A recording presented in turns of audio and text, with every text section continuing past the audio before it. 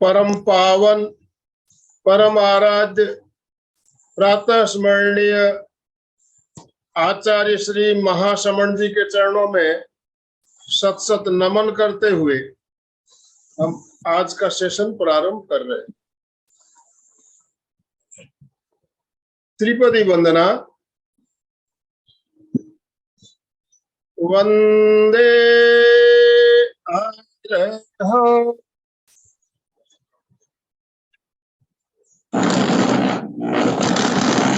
वंदे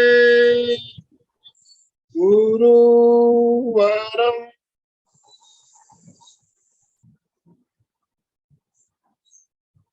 वंदे सच्चं।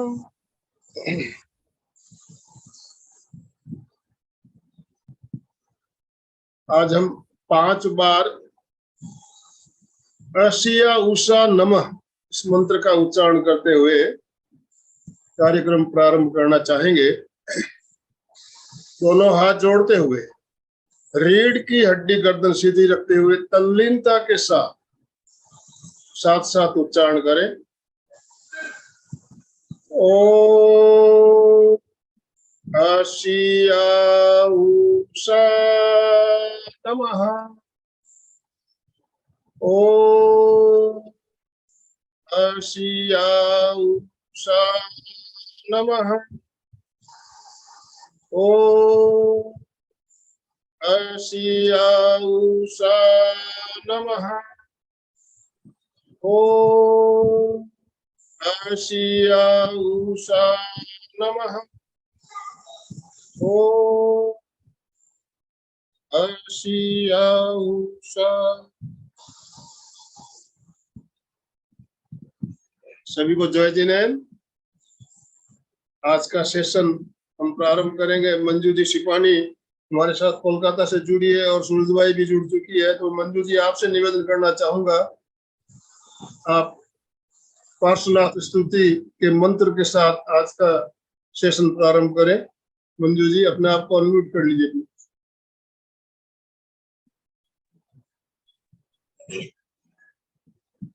एक बार नमस्कार महामंत्र।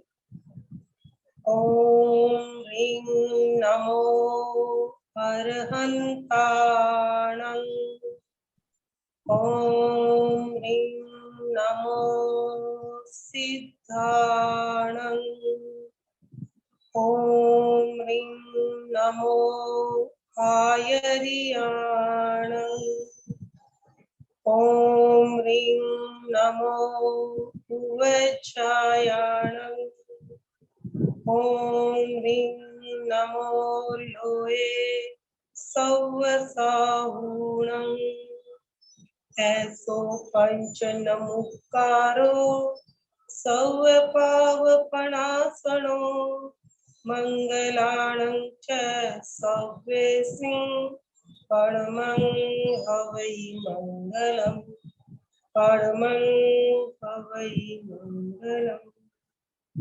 आराध्य के चरणों में वंदन, गुरुवर के चरणों में वंदन। चिंतामणि पार्श्वनाथ भगवान के चरणों में कोटि कोटि वंदन।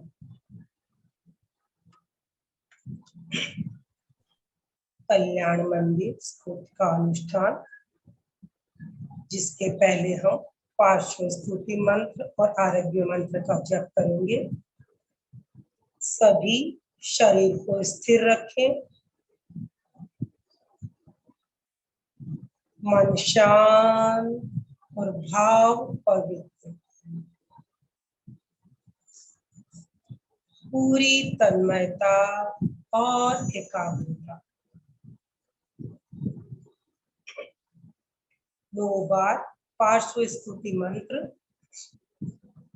ओम ह्रीं श्रीं अरहं श्री चिंतामणि कामधेनु कल्पवृक्ष पुरुषादान्य श्री पार्श्वनाथ धरणेन्द्र पद्मावती सहिताय मम मनोवांछितं पूरे पूरे जय विजय करणाय नमः।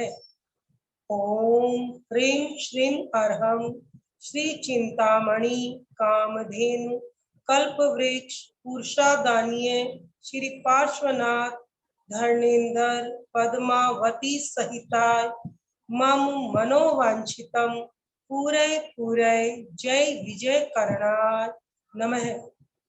ओम ह्रीं श्रीं अर्हं श्री चिंतामणि कामधेनु कल्पवृक्ष पुरुषादानीय श्री पार्श्वनाथ धर्मेंद्र पद्मावती सहिता मम मनोवांछितम पूरे पूरे जय विजय करणाय नमः। ओम ह्रीं श्रीं अर्हं श्री चिंतामणि कामधेनु कल्पवृक्ष पुरुषादानीय श्री पार्श्वनाथ धर्मेंद्र पद्मावती सहिता मम मनोवांछितम पूरे पूरे जय विजय करणाय नमः। ओम ह्रीं श्रीं अर्हं श्री चिंतामणि कामधेनु कल्पवृक्ष पुरुषादानीय श्री पार्श्वनाथ धर्मेंद्र पद्मावती सहिता मम मनोवांछितम पूरे पूरे जय विजय करणाय नमः। ओम ह्रीं श्रीं अर्हं श्री चिंतामणि कामधेनु कल्पवृक्ष पुरुषादानीय श्री पार्श्वनाथ धर्मेंद्र पद्मावती सहिता मम मनोवांछितम पूरे पूरे जय विजय करणाय नमः। ओम ह्रीं श्रीं अर्हं श्री चिंतामणि कामधेनु कल्पवृक्ष पुरुषादानीय श्री पार्श्वनाथ धर्मेंद्र पद्मावती सहिता मम मनोवांछितम पूरे पूरे जय विजय करणाय नमः। ओम ह्रीं श्रीं अर्हं श्री चिंतामणि कामधेनु कल्पवृक्ष पुरुषादानीय श्री पार्श्वनाथ धर्मेंद्र पद्मावती सहिता मम मनोवांछितम पूरे पूरे जय विजय करणाय नमः। ओम ह्रीं श्रीं अर्हं श्री चिंतामणि कामधेनु कल्पवृक्ष पुरुषादानीय श्री पार्श्वनाथ धर्मेंद्र पद्मावती सहिता मम मनोवांछितम पूरे पूरे जय विजय करणाय नमः। आरोग्य मंत्र 3 बार। ओम नमो भगवते श्री पार्श्वनाथा सर्व दुरितम अपहर अपहर अजिते अपराजिते महाबले मम शरीरम रक्ष रक्ष हुम फट स्वाहा। ओम नमो भगवते श्री पार्श्वनाथाय सर्व दुरितम अपहर अपहर अजिते अपराजिते महाबले मम शरीरम रक्ष रक्ष हुम फट स्वाहा। ओम नमो भगवते श्री पार्श्वनाथाय सर्व दुरितम अपहर अपहर अजिते अपराजिते महाबले मम शरीरम रक्ष रक्ष हुम फट स्वाहा। ओम अर्पण। हरि अंजलि भावों की करूं प्रभु का अभिनंदन, श्रद्धा भरा समर्पण मेरा स्वीकारो शत शत वंदन। आराध्य के श्री चरणों में वंदन। हमारी सघन आस्था के आधार पूज्य प्रवक्ता आचार्य श्री महाशमन जी को वंदन। हमारी तीर्थंकर परंपरा के 23वें महान सूर्य भगवान पार्श्वनाथ को अभिवंदना और भगवान पार्श्व के गुणों को उजागर करने वाले कल्याण मंदिर स्तोत्र के महान रचनाकार आचार्य सिद्ध सिंह को वंदना। विश्व की समस्त चारित्र आत्माओं को वंदन करते हुए हमारा महाप्रज्ञ फिटनेस केंद्र, प्रेक्षाध्यान फिटनेस केंद्र और आरोग्यम कल्याणम आरोग्य केंद्र के सभी पदाधिकारीगण, इस जूम से जुड़े हुए सारे श्रोताओं, सधार्मिक बंधु, हमारा एक बहुत अच्छा क्रम चल रहा है कल्याण मंदिर की आराधना। कल्याण मंदिर एक ऐसा स्तोत्र है जो कल्याण का मंदिर है और इस कल्याण के मंदिर के अपने मन से अंतरात्मा से लीन होकर जब इसकी आराधना करते हैं तो स्वतः कल्याण के मार्ग में प्रशस्त हो जाते हैं। उस कल्याणकारी महामसीहा भगवान पार्श्वनाथ की स्तुति करते हुए हम उवसगहरम स्तोत्र का संगान करेंगे।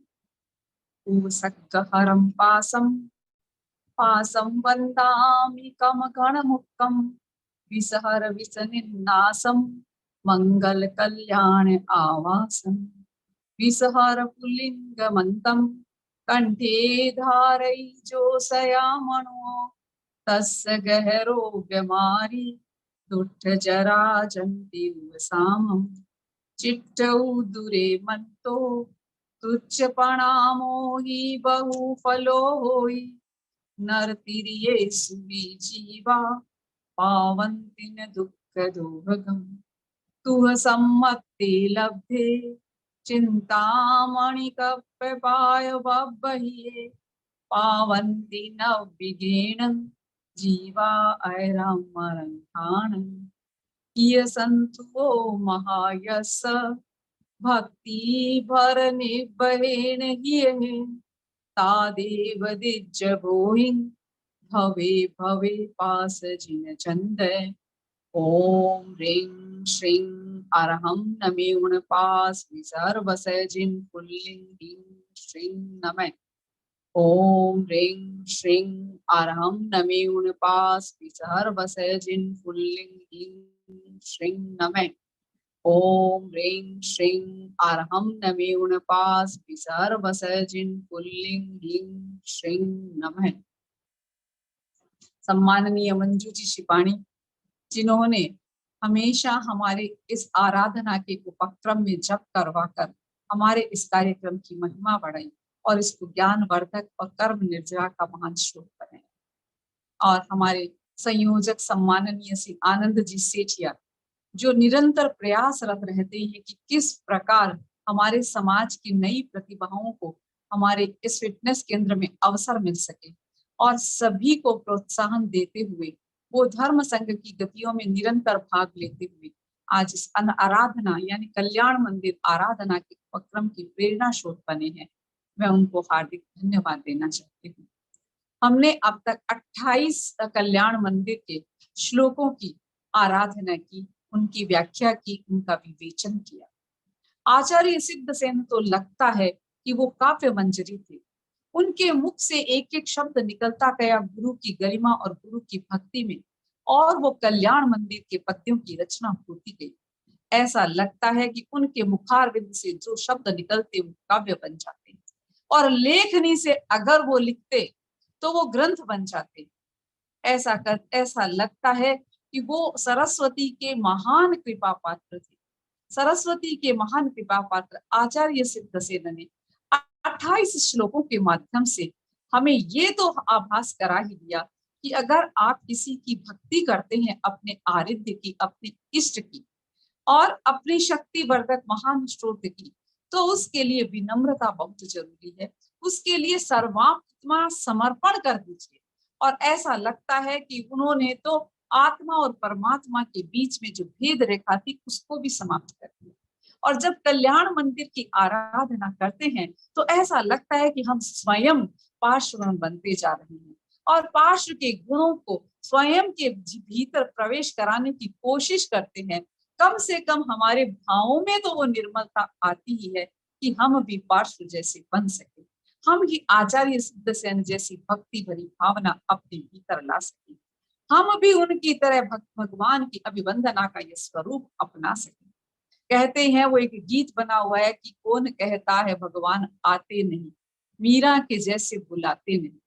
कौन कहता है भगवान खाते नहीं, कि सबरी के जैसे खिलाते नहीं। यानी अपनी भक्ति के अंदर ताकत होती है तो स्वतः भगवान क्या, बड़े से बड़ी महान शक्तियां आपके साथ हो जाती है और सफलता की श्रेणी तक आपको पहुंचते देर नहीं लगती। लेकिन पहचानने वाला चाहिए। आचार्य सिद्धसेन ने भगवान पार्श्व की एक एक महिमा को उद्घाटित किया, और उन्होंने ये साबित कर दिया कि रत्न का है मोल उसके ही लिए जो पारखी है, पीर का है मोल उसके ही लिए जो खुद दुखी है। रात को सोए सपन लो हे भलो हजारों, रात को सोए सपन लो भले हजारों, लेकिन कल्पना उसकी अमोलक कर्म से जिसने लिखी है। वास्तव में उन्होंने अपनी कर्मजा शक्ति से अपने भीतर को, विश्वास को बरकरार रखते हुए भगवान पार्श्वनाथ की जो भक्ति की है, उसी की वजह से, उनकी कृपा से आज कल्याण मंदिर का जो महान स्तोत्र है वो आज जन जन के लिए उपयोगी बन गया है। तो आचार्य सिद्धसेन ने अपना आत्मविश्वास नहीं खोया। अब उन्होंने आराधना के लिए बिंदु किसको चुना? विश्व की महान शक्ति वीतरागी तीर्थंकर भगवान पार्श्व को चुना, जिनकी दुनिया में सबसे ज्यादा मंदिर है, सबसे ज्यादा मूर्तियां हैं, और ये कहती हूँ कि सबसे ज्यादा अभिवंदना और अभ्यर्थना के जो श्रेयस्कर पात्र बनते हैं वो भगवान पार्श्व। तो आइए हम अब चलते हैं 28 श्लोकों की जो व्याख्या की थी, उसमें हमने भगवान के 8 प्रतिहारियों की भी चर्चा की। भगवान की जो जीवन की शुरुआत गृहस्थ जीवन से सांसारिक जीवन को छोड़कर, और जब वो अपने तपोभूमि में जब अपनी तपश्चर्या के साथ अपने आप को प्रविष्ट करते हैं, उस समय उनके गुणों की गरिमा का जो बखान किया है आचार्य सिद्धसेन ने।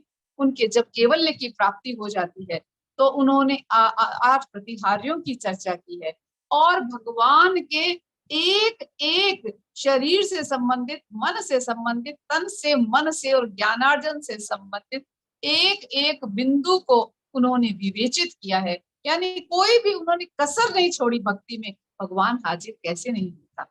भक्त में ताकत होती है कि वो भगवान को हाजिर कर लेता है।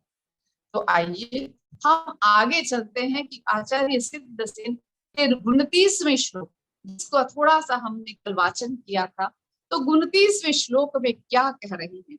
वो कह रहे हैं, नाथ जन्म जलधेर् विपराङ्मुकोऽपि यत्तार यस्य सुमतो निज पृष्ठ लग्ना युक्तं हि पार्थिव नृपस्य सतस्तवैव चित्रं विभो यदसि कर्म विपाक शून्य।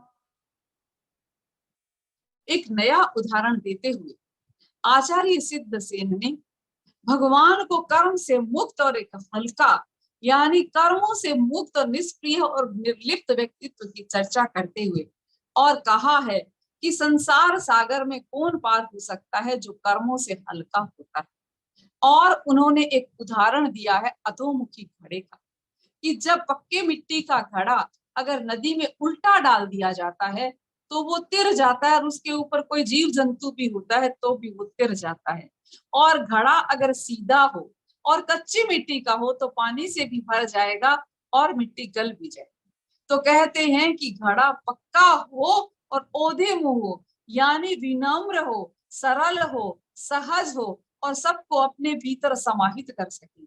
तो ये उदाहरण कच्चे और पक्के घड़े का उदाहरण अधोमुखी और पक्का घड़ा और ऊर्ध्वमुखी घड़े की चर्चा करते हुए कहते हैं कि हमारा जो व्यक्तित्व वो कैसा बने, अधोमुखी बने या ऊर्ध्वमुखी बने। तो कहते हैं कि हे कृपालु, जिस तरह अधोमुखी पक्का घड़ा करता नदी पार, कर्म पाक से रहित प्रभु त्यों ही तुम करते भवी भव पार। इस उपकारमयी प्रकृति का जिनमें अति आकर्षण है, ऐसे पारस प्रभु के पद में शीश झुकाकर वंदन है।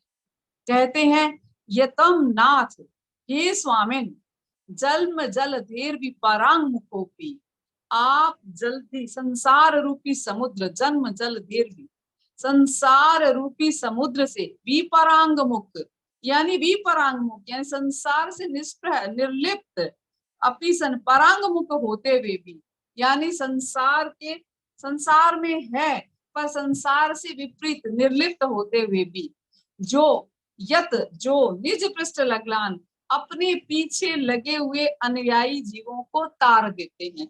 आप तो क्या है, विपरांग मुख है, लेकिन आप तो संसार से विपरीत हैं, संसार से विपरांग मुख है, लेकिन जो लोग हैं, संसार के जो प्राणी हैं, वो तो परांग मुख है, लेकिन परांग मुख होते हुए भी आप उनको तार देते हैं। आचार्य सिद्धसेन ये कहते हैं कि भगवान आप हमें तार सकते हैं। हम भले ही परांगमुख हो, संसार के ग्रस्त जीवन में लिप्त हैं, लेकिन हमें भरोसा है कि आप हमारा कल्याण अवश्य करेंगे, क्योंकि आप में वो शक्ति है कि आप खुद भले ही परांगमुख न हो, यानी आप संसार से निर्लिप्त है, लेकिन हम जो लिप्त हैं संसार में, आप उनको भी तार देते हैं। कैसे तार देते हैं? कि पार्थिव प्रस्य सत राजाधिराज अथवा मिट्टी के पक्के तत् तार्यसी, कहते हैं यतार यस सुमतो निज पृष्ठ लगनान। आप उनको तार देते हैं। कैसे? निज पृष्ठ लगनान, अपने पीछे लगे हुए अनुयायी, यानी हमारे जैसे जीव जो आपके पीछे लग जाते हैं भक्ति करने के लिए।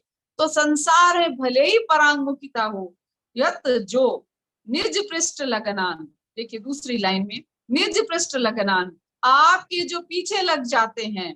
कौन? यतार यतस्य सुमतो, आप उनको तार देते हैं। तार्य से किसको तार देते हैं? जो आपके पीछे लग जाते हैं।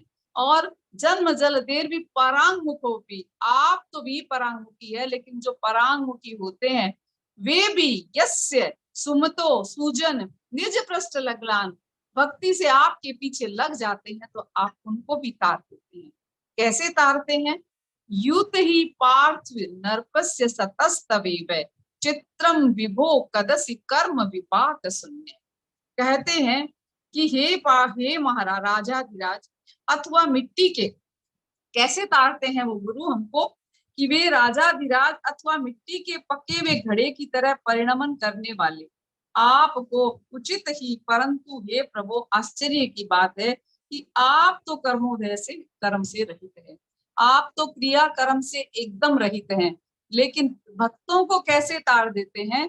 कि जिस प्रकार एक पक्का घड़ा होता है और पानी में उल्टा कर दिया जाता है तो उसमें पानी नहीं भरता है और वो उस सागर को पार कर लेता है, पानी को पार कर लेता है। ठीक इसी प्रकार जो जीव होते हैं वो कर्मों से भारी हैं, लेकिन आपकी शरण ले लेते हैं तो आप उनको पार करा देते हैं।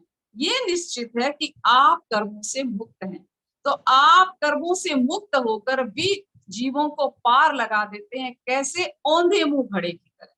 अगर घड़ा का मुंह सीधा कर देते हैं तो उसमें पानी भर जाएगा और घड़ा डूब जाएगा, तो आप उनको डूबने नहीं देते, उनको कर्म से मुक्त करने की प्रेरणा देते हुए इस संसार से पार करा देते हैं।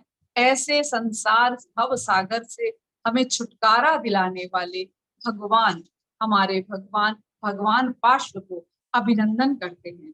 कहते हैं कि कुमार घड़ा बनाता था, उसने कुछ समय चिलम बनाना शुरू कर दिया, चिलम बिकने लग गई, अच्छी कमाई हुई थी। एक दिन चिलम बनाते बनाते एक व्यंजना दिमाग में प्रस्फुटित हो गई कि मुझे तो मूल काम करना चाहिए।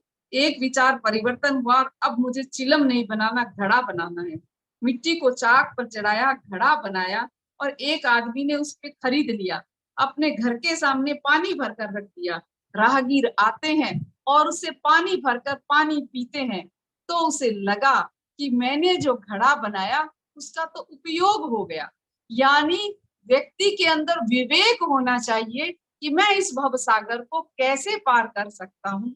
अतः पार करने की जो कला सिखाते हैं भव सागर से, कर्म मुक्त करने की, कसायों से मुक्त करने की, ऐसे भगवान पार्श्वनाथ को हार्दिक हमारी अभिवंदना। उससे आगे बढ़ते हुए, यानी हमको वो भव सागर से पार करने के रास्ते दिखा रहे हैं कि हम कर्मों से हल्का रहें, कर्मों से हल्का रहे। कम से कम हम 1 घंटा तक अपना स्त्रीविहार त्याग के साथ में भगवान के साथ में अपने आत्मसात करने की कोशिश करें कि कम से कम हम इस समय में 8:30 से 9:30 में कसायों का बंधन न करें, कसायों से युक्त न बने, कसायों से रहित बने, न रागो न द्वेषो, न सिकवा न शिकायत। कम से कम भगवान पार्श्व की स्तुति में जिस प्रकार आचार्य सिद्ध से लीन हो गए थे, उस तरह हम अपने आप को लीन बना सके। वास्तव में कल्याण मंदिर की आराधना एक ऐसा स्तोत्र है कि जब इसकी आराधना करते हैं, इसका वाचन करते हैं, इसकी विवेचना करते हैं, व्याख्या सुनते हैं, तो सहज ही मन अपने भीतर चला जाता है और मन में ये भावना उठने लगती है कि हम भी कर्मों से मुक्त कैसे बन सकते हैं, कैसे हम कसाय मुक्त बन सकते हैं, कैसे हम क्षमाशील बन सकते हैं भगवान पार्श्व की तरह। अतः भगवान पार्श्व जैसे महान व्यक्तित्वों की आराधना हमें निरंतर करनी चाहिए, जिनसे हमारे मन में सकारात्मक सोच के साथ में मन में पवित्रता आप्लावित करने का संकल्प हो सके। और एक वो दिन, वो शुभ दिन आए कि जब हम कसायों से मुक्त होकर गुण स्थानों की श्रेणी चढ़ते हुए पांचवें गुण स्थान में एक श्रावक का गुण स्थान होता है, उससे हम छठे गुण स्थान से 10वें गुण स्थान और 11वें शांत मोह में जाते हुए और क्षीण मोह में करते हुए सहयोगी केवली से हम अयोगी केवली की श्रेणी तक पहुंच सके, ऐसा हमारा प्रयास है। तो अब हम बात करते हैं तीसरे श्लोक 30वें श्लोक। यानी हमने जब प्रारंभ किया था तो ऐसा लग रहा था कि कल्याण मंदिर की आराधना का उपक्रम बहुत लंबा है, लेकिन समय भक्त भगवान की आराधना में ऐसे निकल गया कि आज हम तीसरा पड़ाव यानी 30वें श्लोक में प्रवेश कर रहे हैं। और इसमें जो हमारे सुनने वालों का भी एक सौहार्द था, और बोलने वाले का तो सौहार्द होता ही है, लेकिन बोलने और सुनने के बीच में जो आराधना का उपक्रम बनता है, जो आत्मलीनता का उपक्रम बनता है, जो भीतर जानने का उपक्रम बनता है, वह हमारे लिए इस समय का सबसे बड़ा एक उपहार बन सकता है। तो वो 30वें श्लोक में क्या कहते हैं विश्वेश्वरो अपि जनपालका दुर्गतस्त्वं, विश्वेश्वरोऽपि जनपालक दुर्गतस्त्वं, विश्वेश्वरोऽपि जनपालक दुर्गतस्त्वं, किं वाक्षर प्रकृतिरप्यलिपित्वमीश, अज्ञानवत्यपि सदैव कथञ्चिदेव, ज्ञानं त्वयि स्फुरति विश्व विकास हेतु। इसमें भगवान को उपमाओं से उपमित किया है। भगवान के एक एक गुण को उन्होंने ऊंचाइयों से ऊंचाई तक ले जाकर शिखरों पर महासुमेरु के रूप में भगवान को आराधित करते हुए, उनकी आराधना करते हुए स्वयं को कृतज्ञ महसूस किया है आचार्य श्री सिद्धसेन ने। वो कहते हैं, हे जगपालक, तुम त्रिलोकपति हो फिर भी निर्धन दिखते। इस श्लोक के अंदर में एक विरोधाभास है और कहा जाता है संस्कृत में और हमारे हिंदी व्याकरण में एक विरोधाभास अलंकार आता है, और अंग्रेजी में अपोजिट्स आते हैं। तो इसमें भी भक्त की भावनाएं भगवान को लेकर विरोधाभास अलंकार से जुड़ी हुई है, विरोधाभास के साथ जुड़ी हुई है। और वे क्या कहते हैं इस श्लोक में, हे जीवों के रक्षक, हे जगपालक, तुम त्रिलोकपति हो फिर भी निर्धन दिखते, अक्षर युक्त हो लेख रहित, अज्ञानी हो ज्ञानी दिखते, शब्द विरोधी अलंकार है, प्रभु तो गण के उपवन है, ऐसे पारस प्रभु के पद में शीश झुका कर बंधन है, शीश झुका कर बंधन है। कहते हैं भक्त और भगवान के बीच में जब वार्तालाप होता है तो कोई फासला नहीं रहता, हमेशा आदमी भगवान को तुम कहकर बुलाते हैं। क्यों? भगवान तो दुनिया में सर्वोपरि होते हैं, अपने आराध्य तो भगवान वीतरागी आराध्य होते हैं, जो अरिहंत होते हैं, सिद्ध होते हैं, आचार्य होते हैं, उपाध्याय होते हैं, मुनिजन होते हैं, वो हमारे लिए आदरणीय होते हैं। लेकिन होता ऐसा है कि जब भक्त और भगवान की आपस में वार्ता होती है तो भक्त भगवान को तुम कहकर बुलाते हैं और कहते हैं कि उसमें जो आत्मीयता होती है भगवान के साथ अपना तारतम्य जोड़ने की, वो उसके किसी भी संबोधन में नहीं मिलती। तो वे भगवान को मीठी मीठी बातों के द्वारा कहना चाह रहे हैं। ऐसा लगता है कि वो भगवान की गुणों के अंदर में कमी निकाल रहे हैं, लेकिन विरोधाभास अलंकार से उनके हर शब्द में एक गूढ़ रहस्य छिपा है। और वे कहते हैं, हे जगपालक, तुम त्रिलोकपति हो फिर भी निर्धन दिखते, अक्षर युक्त हो लेख रहित, अज्ञानी हो ज्ञानी दिखते, शब्द विरोधी अलंकार है, प्रभु तो गण के उपवन है, ऐसे पारस प्रभु के पद में शीश झुका कर बंधन। एक कहानी आती है कि जब तानसेन को अकबर ने गाते हुए सुना तो अकबर मुग्ध हो गए और तानसेन को राज दरबार में नवरत्नों में स्थान दे दिया और राजकीय संगायक के रूप में अपने पास रख दिया। एक दिन अकबर ने बीरबल से पूछा कि हे बीरबल, तुमने ये गाने की विद्या कहाँ से सीखी? क्योंकि जो तानसेन था, तानसेन के पास जो गाने की जो विद्या थी वो उसके मल्हार राग से, बोलते हैं कि मल्हार राग से बरसात हो जाती थी और दीपक राग से रोशनी आ जाती थी। ऐसा हमने दीपक जलने लग जाते थे, ऐसा सुना है। और भगवान तानसेन थे, वो हमेशा अकबर के दरबार में अपने संगीत से सभी लोगों को रिझाते थे। एक दिन अकबर ने तानसेन से पूछ लिया कि तुम तो इतना बढ़िया गाते हो, तो तुमने सीखा कहाँ से? तो उसने कहा, मैंने मेरे गुरु से सीखा। अकबर के मन में एक भावना आई कि हे तानसेन, हम आपके गुरु से मिलना चाहते हैं। कई बार क्या होता है कि जब किसी बच्चे को देखते हैं और उस बच्चे में शालीनता और शिष्टाचार देखते हैं तो पूछ लेते हैं कि भैया तुम किसके लड़के हो और तुम्हारी माँ का क्या नाम है, तुम्हारे पिता का क्या नाम है, उसके घर तक की बात पूछ लेते हैं कि इतना शिष्टाचार किस बच्चे में। तो इसी प्रकार अकबर ने सवाल किया तानसेन से, तो तानसेन कहा कि मैं अपने गुरु से आपको मिलवाने ले चलता हूँ। और जब अकबर पहुंचे और जब तानसेन के गुरु का गीत और भजन सुना तो मंत्रमुग्ध हो गए और भाव विभोर हो उठे। उन्होंने तानसेन को कहा, तानसेन तुम अच्छा गाते हो, लेकिन तुम्हारे गुरु जो गाते हैं उनकी बराबरी नहीं कर सकते। तो तुम्हारे गुरु जब गा रहे थे तो ऐसा लग रहा था कि हम अपने भगवान के नजदीक आ गए हैं और हमें बहुत अच्छा लग रहा था। तो तानसेन तुम इतना सुंदर क्यों नहीं गा सकते? तानसेन ने कहा, जहां पर ना आपकी दृष्टि में मैं सर्वोपरि हूँ, लेकिन मैं गाता हूँ आपको खुश करने के लिए और मेरे गुरु गाते हैं अपने भगवान को खुश करने के लिए। जो भगवान की भक्ति करने में जो ताकत और जो सौम्यता और जो हमारी संगीत की मधुरता आती है वो आपको रिझाने में कैसे आ सकती है? तो अकबर के मन में सही बात समझ में आ गई। लेकिन यहाँ ये बात कही जा सकती है कि आचार्य सिद्धसेन ने एक भक्त बनकर भगवान की बातों को यहाँ पर कह दिया और कह दिया कि हे भगवान विश्वेश्वरी जनपालक दुर्ग तस्तम, जनपालक, हे जनपालक, जीवों के रक्षक, त्वम अपि, तुम, आप, जिनेश्वर अपि दुर्गतम, क्या है? तीनों लोक के स्वामी है, दुर्ग तस्व है, तीनों लोक के अपि दुर्गत, जिनेश्वर अपि दुर्गत, तीनों लोक के स्वामी होकर भी दरिद्र हैं, यानी जन पालक दुर्ग तस्तम, हे जिनेश्वर, जीवों के रक्षक, आप क्या हैं? तीनों लोक के विश्वेश्वरोपी, पूरे विश्व के स्वामी होकर भी आप क्या हैं? दुर्गतस्तम, आप दरिद्र हैं। बोलिए कितनी बड़ी बात उन्होंने अपने आराध्य के लिए कह दी। और उसके पीछे ये राज छिपा था कि आप दरिद्र किससे हैं? आपके पास कर्म नहीं है, आपके पास परिग्रह नहीं है, आपके पास क्रोध नहीं है, मान नहीं है, माया नहीं है, कसाय नहीं है।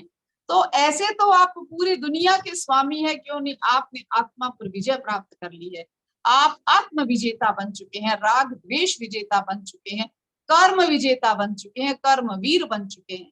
लेकिन फिर भी आप दरिद्र हैं, आपके पास राग ही नहीं, मोह नहीं है, द्वेष नहीं है, क्रोध नहीं है, मान नहीं है। तो हे भगवान, आप दरिद्र हैं। अपने भगवान को किस तरह से अपने उल्हाना देते हुए उन्होंने उनकी महिमा का संगान कर दिया। कहते हैं किम वाक्षर प्रकृति रप्य लिपिस्तमेश, आप क्या हैं हे भगवान?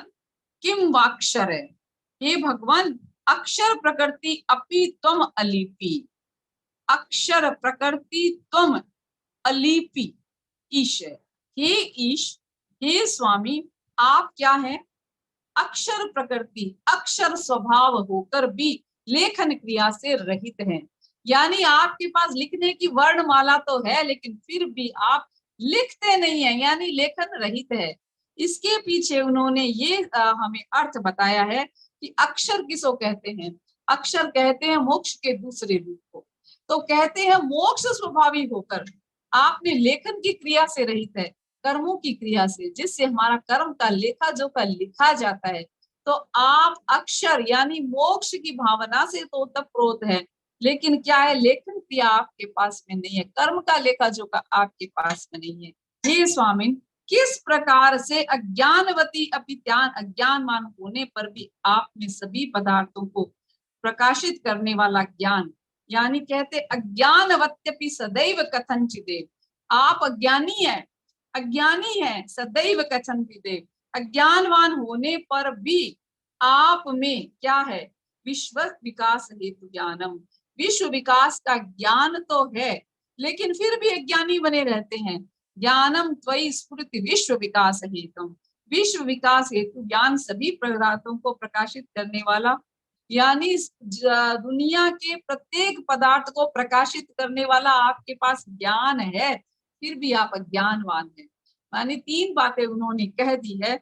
आप दरिद्र हैं, आप लेखन क्रिया से रहित हैं, निराक्षर हैं पर फिर भी निराक्षर हैं, और उसके बाद उन्होंने कह दिया कि आप अज्ञानवान हैं। कैसे कह सकते हैं एक भक्त अपने भगवान या आराध्य के प्रति जो महान वीतरागी है, आत्म विजेता है, राग द्वेष विजेता है, और ये कहूं कि संसार के अंदर में एक आदर्श यानी संसार के स्वामी, जो विश्व में अपनी आत्मा को जीत लेता है वो पूरे विश्व को जीत लेता है। एक तो कहते हैं कि आत्मा को जीतने वाले हैं, तो उन्होंने 3 संबोधन उसमें दिए।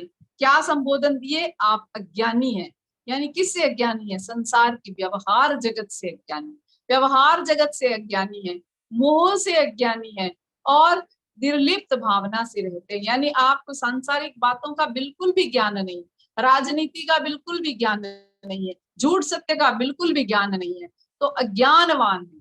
आप क्या है? अज्ञानवान है, और अज्ञानवान होने पर भी आप दूसरों को ज्ञान करवाते हैं, प्रकाशित होने वाला ज्ञान भी।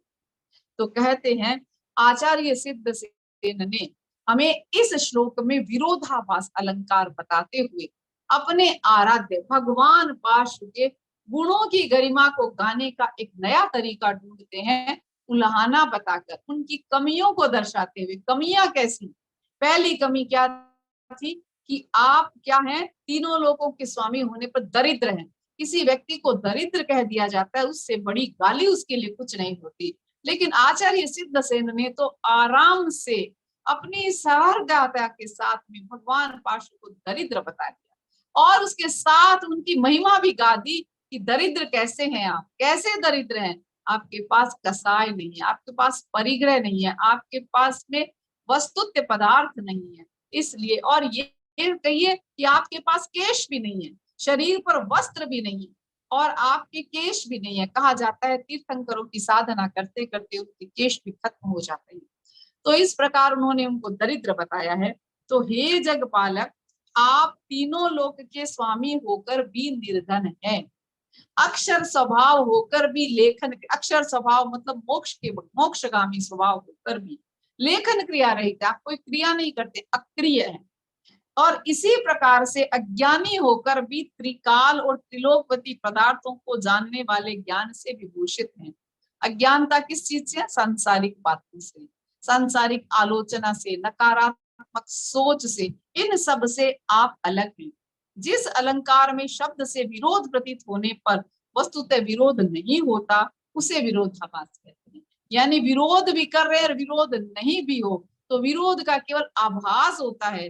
तो ये विरोधाभास अलंकार की शैली में इस श्लोक में आचार्य श्री सिद्धसेन ने भगवान पार्श्व की स्तुति की है, और इस श्लोक में इसी अलंकार का आश्रय लेकर वर्णन किया है कि हे भगवान, अर्थ में दिखने वाले विरोध का परिहार इस प्रकार है कि हे भगवान, आप त्रिलोकीनाथ हैं और कठिनाइयों से जाने जा सकते हैं, अविनिश्वर स्वभाव वाले आकार रहित और आकार रहित है, इसकी आपको लिपि की जरूरत ही नहीं है, अज्ञानी मनुष्यों की रक्षा करने वाले हैं, आप में सदा केवल ज्ञान प्रकाशित होता है। ऐसा विरोधाभास के साथ में प्रभु की भक्ति करने वाले आचार्य श्री सिद्धसेन को हार्दिक नमस्कार। अब कहते हैं कि 31वें श्लोक में भगवान क्या कहना चाह रहे? 31वें श्लोक में हम 31 का आंकड़ा बहुत शुभ होता है हमारी संस्कृति के अंदर, तो आज हम जो 30 श्लोकों को पूरा करके 31वें में प्रवेश कर रही हैं, एक नई स्फूर्ति, नए उत्साह के साथ में कि आचार्य सिद्धसेन हमें क्या कहना चाह रहे हैं, क्योंकि हमें भरोसा है। आचार्य सिद्धसेन को जब उन्होंने प्रारंभ किया था कल्याण मंदिर को लिखना, तो अपना विश्वास हिल रहा था, लेकिन अपने विश्वास को वो वापस जमा रहे थे कि मैं ये काम कर सकूंगा। और आज ऐसा ही हमें महसूस हो रहा है कि जब प्रारंभ किया था तो लगता था कि 17 या 18 दिन लगेंगे, कैसे पूरा हो पाएगा। इतना बड़ा कल्याण मंदिर का स्तोत्र है जिसमें आचार्य सिद्धसेन की इस रचना को एक एक दिन में एक एक श्लोक की भी हम व्याख्या करें तो भी उनकी महिमा गाई नहीं जा सकती। लेकिन कहते हैं कि नयन जो स्वप्निल नहीं तो क्या कही महफिल सजेगी, नयन जो स्वप्निल नहीं तो क्या कहो महफिल सजेगी, कंठ तो कोकिल नहीं तो ही मद, कंठ तो कोकिल नहीं तो बीन पर कैसे बजेगी, सांस का विश्वास ही मधुमास का एहसास देगा, भरोसा यदि हिल गया तो सफलता फिर कैसे मिलेगी। इसलिए भरोसा नहीं हिला, हमारी भगवान के प्रति आस्था नहीं मिली। आचार्य सिद्धसेन का भरोसा और मजबूत होता गया और उन्होंने देखते ही देखते 44 श्लोकों वाले कल्याण मंदिर स्तोत्र की रचना की। तो 31वें श्लोक में आचार्य श्री सिद्धसेन कहते हैं कि प्राग्भार संवृत नवांसि रजांसि रोषा दुत्थापितानि कमठेन शठेन यानि, छायापितस्तवननाथ हता हताशो,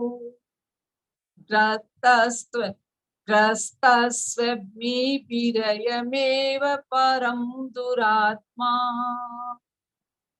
हे जित शत्रु, अब भगवान को पहले एक श्लोक में तो उन्होंने उनको क्या बताया, अज्ञानी बता दिया, दरिद्र बता दिया, अधीर बता दिया, निराक्षर बता दिया।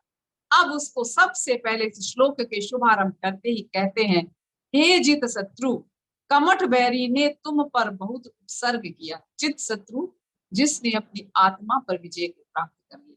हे कमठ बैरी ने तुम पर बहुत उपसर्ग किया, किंतु विफल हो कर्म रजों से कमठ स्वयं ही जकड़ गया। कर न सका कुछ अहित चूंकि ध्यानास्त हुए जब भगवान है, ऐसे पारस प्रभु के पद में शीश झुका कर बंधन। इस श्लोक के माध्यम से आचार्य श्री सिद्धसेन हमें क्या कहते हैं, व्यक्तित्व विकास का एक सूत्र कह देते हैं कि जिस प्रकार एक बॉल होती है उसको हम दीवार पर उसकी चोट करते हैं, तो जितनी फोर्स के साथ में हम वो बॉल को फेंकते हैं वो बॉल घूमकर हमारी ही तरफ आती है। बॉल को जितने फोर्स से ऊपर उछालते हैं उतने ही फोर्स से वो आकर हमारे पास में आती है। तो आचार्य श्री सिद्धसेन अपने व्यक्तित्व विकास की एक प्रेरणा देते हुए कहते हैं कि आप किसी को बुराइयां संप्रेषित करेंगे तो लौट कर बुराइयां आपको मिलेंगी। आप किसी के लिए बददुआ की भावना रखेंगे, बुरी भावना रखेंगे, तो बुरी भावनाएं लौटकर आपके पास आएंगी।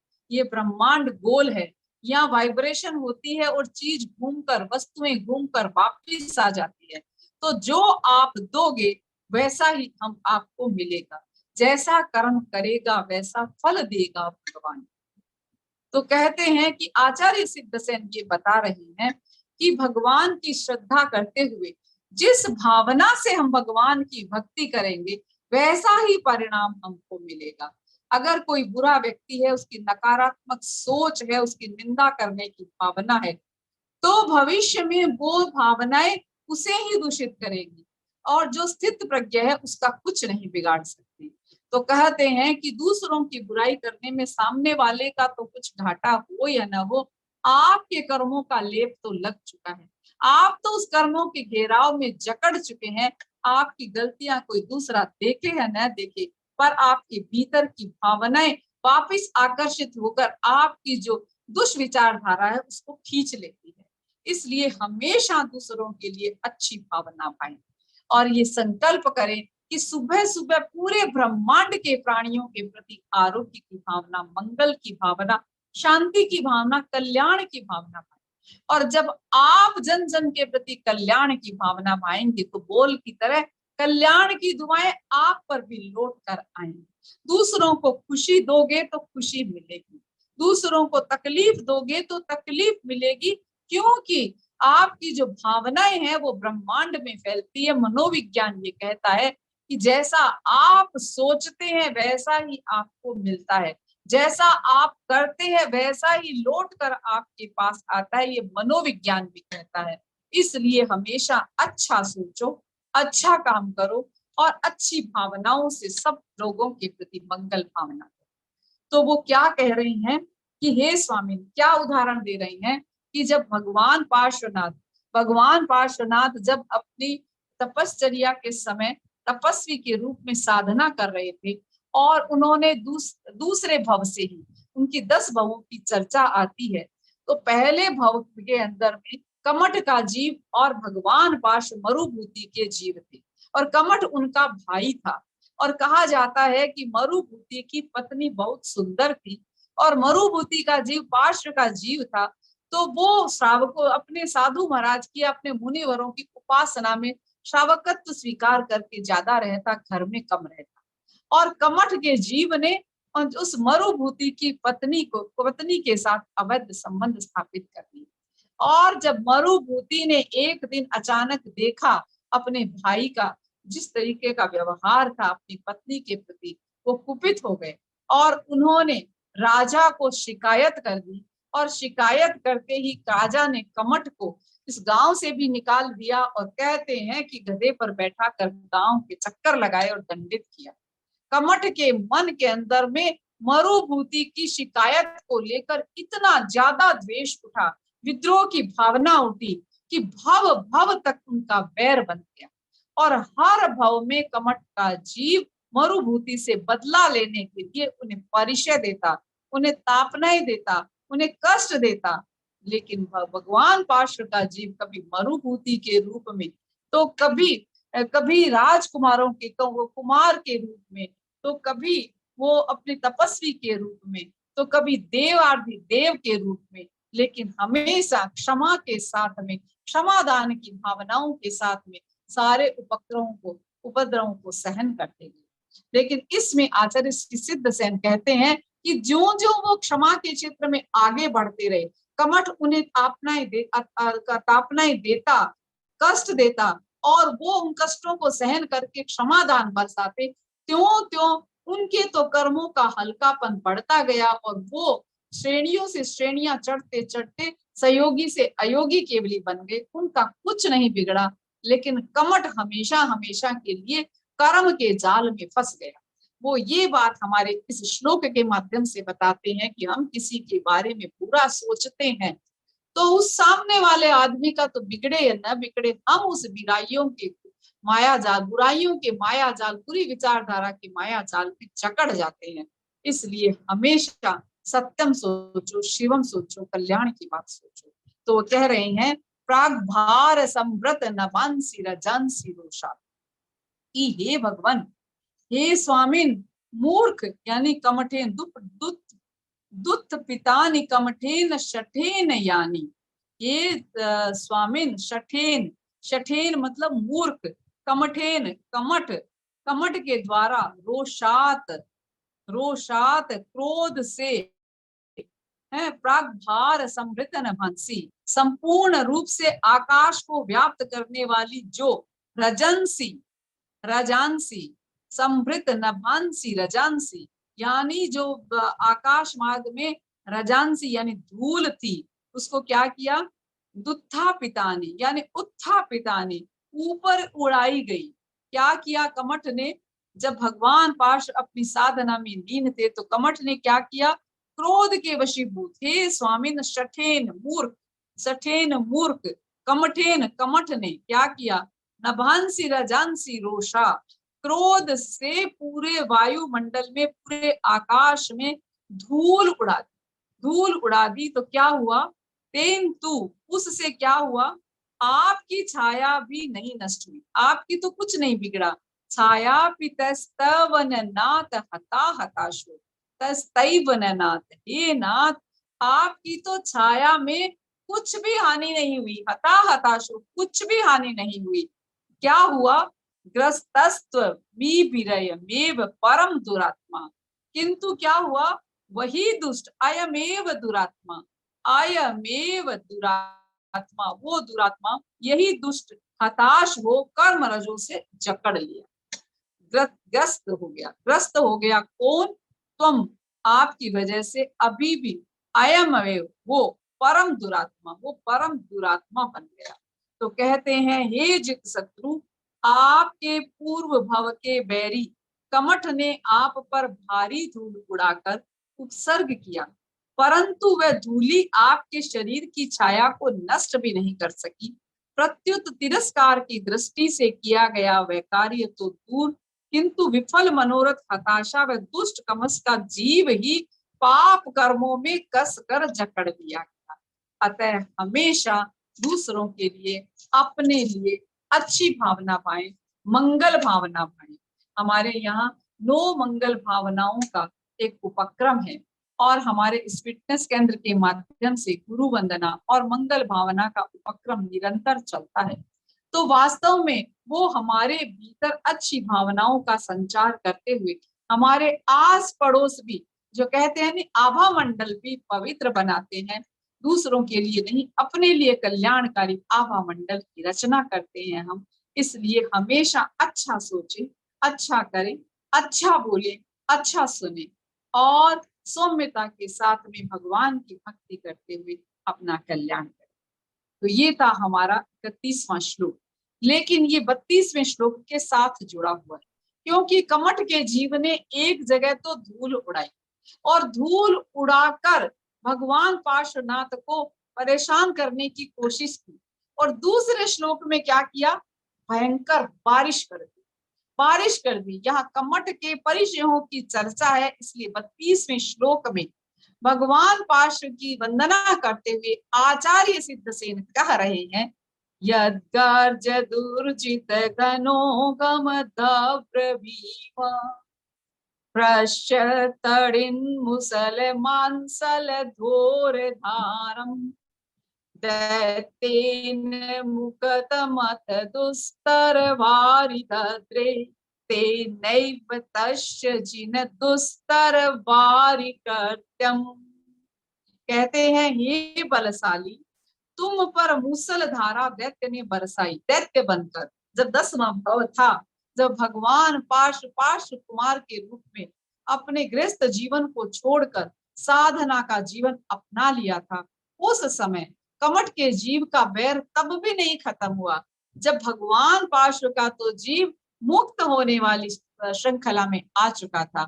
तो कहते हैं कि उन्होंने दैत्य बनकर मूसलाधार बारिश कराई, भीम भयंकर बिजली, यद गर्ज दुर्जित घनो धम दब्र भीम।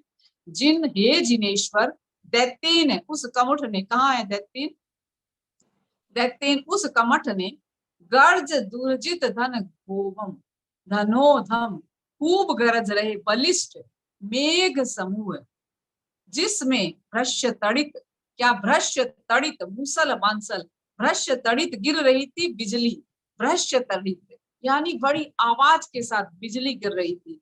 मूसल मांसल धोर धारम, मूसल के समान बड़ी ही मोटी धारा, जिसमें अत्यंत भयंकर अथाह जल बरसाया था। दैतेन मुकत मत दुस्तर वारिदर्ते, क्या किया उस दैत्य ने? मुकत मत, बरसाया, क्या बरसाया? दुस्तर वारिदर्ते, एकदम दुस्तर, मोटे मोटे जो हमारी बूंदे होती है, यानी भीषण बरसात कराई। तैनैव तस्य जिन दुस्तर वारिकृत्यम, लेकिन हुआ क्या? कमठ ने ही अपने लिए तीक्ष्ण तलवार का काम कर लिया।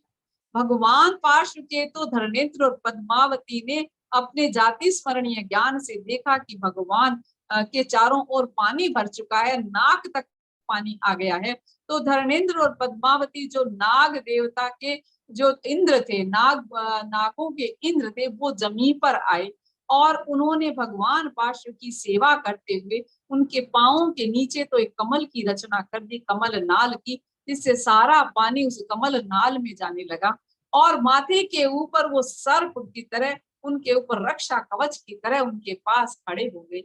ऐसी जब भी कोई तस्वीर देखते हैं तो हमारे सामने ये दृष्टिगत होता है कि भगवान पार्श्व के माथे पर नाग का कवच, सर्प के फण का कवच है, और वो कवच तभी बना था जब कमठ ने उनके ऊपर भारी मूसलाधार वर्षा और बिजली की गड़गड़ाहट से परिचय देना शुरू किया था, कष्ट देना शुरू किया था। तो उनका तो कुछ नहीं बिगड़ा, वो तो समताशील होकर वहीं पर साधना करते रहे, लेकिन साधना करते रहे, लेकिन कमठ क्या हुआ, वो कर्मों के जाल में फंसता गया, फंसता गया, फंसता गया। तो ऐसी दुष्कर भावनाओं को अपने भीतर स्थान न दे, हम भगवान पार्श्व की तरह क्षमाशील बनते हुए अपने जीवन को क्षमा से ओतप्रोत करते हुए ये भावना भाए कि खामी सभ्य जीवे, सव्वे जीवा खमम तुम्हें, मिट्टी में सभ्य भूवेसु, वैरम मज्जन के नहीं। ओम अर्हम। ओम अरहम। आज जिस श्लोकों की आराधना हमने की, उन श्लोकों को हम एक साथ 3 श्लोक, 32वां श्लोक भी ले सकते हैं साथ में। 32 का श्लोक हमारा कल भी इसके बारे में हम और चर्चा करेंगे आगे। तो 29, 30, 31 3 श्लोक हमें लेने हैं। आप में से कौन लेंगे? हैंडराइज, प्लीज हैंडराइज करें। पुष्पा जी बेद ने हैंडराइज किया हुआ है, मैं पुष्पा जी को अनम्यूट ऑप्शन दे रहा हूँ जी। जय जिनेन्द्र। तं नाथ जन्म जलधे विपराङ्मुखोऽपि यत्तारयस्य सुमतो निजपृष्ठलग्नान् दुःखं हि पार्थिवनिपस्य शतस्तवैव चित्रं विभो यदसि कर्म विपाकशून्यः विश्वेश्वरोऽपि जनपालक दुर्गतस्त्वं किं वाक्षर प्रकृतिरपलिपिस्त्वमीश अज्ञानवत्तपि सदैव कथञ्चिदेव ज्ञानं त्वयि स्फुरति विश्वविकासहेतु प्राग्भार संवृतनभांसि रजांसि रोषा दुत्थापितानि कमठेन शठेन यानि छायापितैस्तवननाथ हताहताशो ग्रस्तस्त्वमीभिरयमेव परं दुरात्मा। ओम अरहम। ओम पार्श्वनाथाय नमः। ओम पार्श्वनाथाय। त्वं नाथ जन्म जलधिर्विपणामुखोऽपि यत्तारयस्य सुमतो निजपृष्ठलग्नान् युतं हि पार्थिवनपस्य सशस्तवीव चित्रं विभो यदसि कर्म विपाक शून्ये। श्लोक नंबर 30। विश्वेश्वरोऽपि जनपालक दुर्गतस्त्वं किं वाक्षर प्रकृतिरप्यलिपिस्त्वमीशे अज्ञानवृत्तपि सदैव कथञ्चिदेव ज्ञानं त्वयि स्फुरति विश्वविकास हेतु। श्लोक नंबर 31। प्राग्भार संभृत नभांसि रजांसि रोषा दुत्थापितानि कमठेन शठेन यानि छायापिते स्वननाथ हताहताशो ग्रस्तस्त्वमीभिरयमेव प्रमं दुरात्मा। ओम श्लोक अरहम। नंबर 32 बोलना है क्या? बोल सकते हैं। यद्गर्ज दुरजित घनो गम धम्ब भीमं दृश्यन्तरिन्मुसलमांशलि घोरधारं तेन मुक्त मत दुस्तर वारि दधे तेने यतस्य जिन दुस्तर वारि कृत्यम दुस्तर वारि कृत्यम। बहुत ही शानदार तरीके से हमारी आराधना चल रही है और कल हमारी आराधना में, हमारी स्तुति में और भी 4 चांद लगने वाले हैं, क्योंकि कल हमारे साथ तेरापंथ समाज की जानी मानी गायिका अभिलाषा जी बाठिया हमारे साथ जुड़ने वाली है। ऐसी सूचना मिली है, कल हमारे साथ मिलकर कुछ वो बहुत अभिलाषा जी बाठिया भजन गायिका बहुत अच्छे भजन गाती है, तो कल पार्श्वनाथ की स्तुति में कुछ भजन भी प्रस्तुत करने वाली है। तो कल अपने परिजनों को भी जानकारी कराते हुए और ज्यादा से ज्यादा लोगों को जोड़ने का प्रयास करें इन्हीं भावना के साथ। सूरज भाई समापन की ओर चले। हे पार्श्व प्रभु शत शत वंदनम, करो कल्याण स्वीकारो अभिवंदनम। श्रद्धा भक्ति से ध्याये जिनेश्वरम, करो कल्याण स्वीकारो अभिवंदनम। त्राण दाता हो जग के तुम हो शिवम, त्राण दाता हो जग के तुम हो शिवम। करो कल्याण स्वीकारो अभिवंदनम। राग द्वेष विजेता, राग द्वेष विजेता, काटे आठों करम, करो कल्याण स्वीकारो शतवंदनम। विघ्नहारी नाम तेरा, विघ्नहारी नाम तेरा, सिद्धेश्वरम, करो कल्याण स्वीकारो अभिवंदनम, करो कल्याण स्वीकारो अभिवंदनम। भव सागर तराओ, भव सागर तराओ, हे रामेश्वरम, करो कल्याण स्वीकारो अभिवंदनम। हम बन जाए तेरे, हम बन जाए तेरे जैसे परम, करो कल्याण स्वीकारो अभिवंदनम, करो कल्याण स्वीकारो अभिवंदन। ओम अरहम, ओम अरहम। कृतज्ञोस्मि, हम सब गुरुदेव के आभारी हैं। आभारी हैं। कृतज्ञोस्मि, हम सब गुरुदेव के आभारी हैं। आभारी हैं। कृतज्ञोस्मि, हम सब गुरुदेव के। गुरुदेव के सूरज आभारी। भाई आपका बहुत बहुत धन्यवाद, बहुत बहुत आभार। एमपी के फिटनेस क्लासेस और कल्याणम योग केंद्र की तरफ से जो भी भाई बहन हमारे साथ जुड़े सभी का बहुत बहुत धन्यवाद, बहुत बहुत आभार।